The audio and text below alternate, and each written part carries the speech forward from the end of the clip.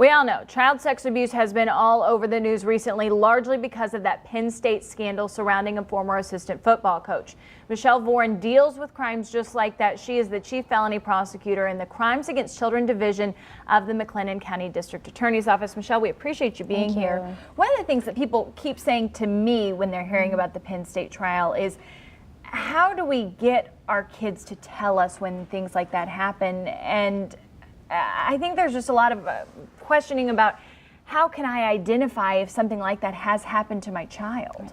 Well, that's a really good question. And I think the most important thing is for any adult who has access to a child to have an open communication with that child.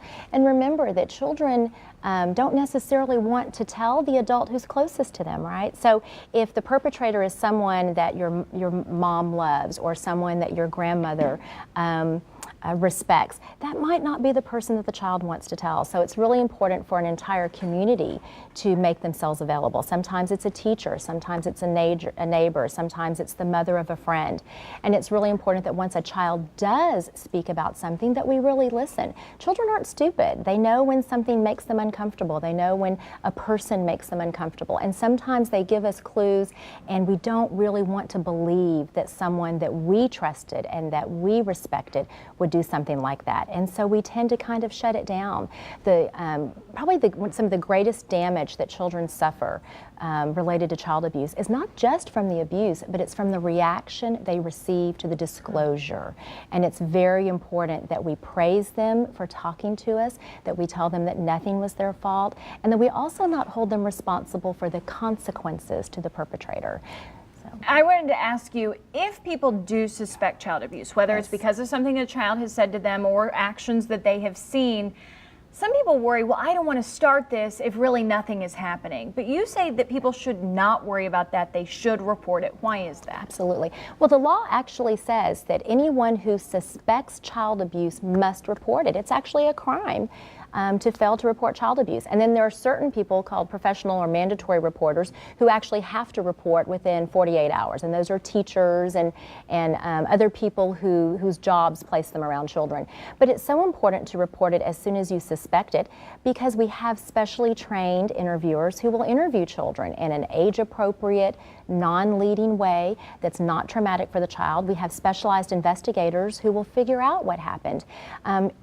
As a person who is close to the child is not going to be in the best position to make that determination. But once it's reported, if nothing happened, then at least the child knows that they were listened to, and will be able to figure out what the best course of action is. And it is easy. There's actually a 1-800 number we can put up on the screen of how you report it, 1-800-252-5400. You just Google need to report child abuse in Texas. Absolutely. And so if you do make a call, if you are interested in reporting something like that, how does that process work? So the 1-800 number that the viewers are seeing, that's actually a 1-800 number for the Department of Family and Protective Services. There also is a website that you can actually make an online report. You also can call your local police department or the police department where you believe the abuse happened. They will take your information, whatever information that you have received about who the child is and whatever the abuse is that you suspect, and then it will be turned over to an investigator to follow up on that. And from there, it is just so important that it is reported. You're saying the most important thing to protect the child, to keep the child from getting hurt more, is to report that Absolutely. abuse. The greatest weapon that child predators have is secrecy. That is how they are able to commit these crimes. They are able to manipulate people into giving them access to children.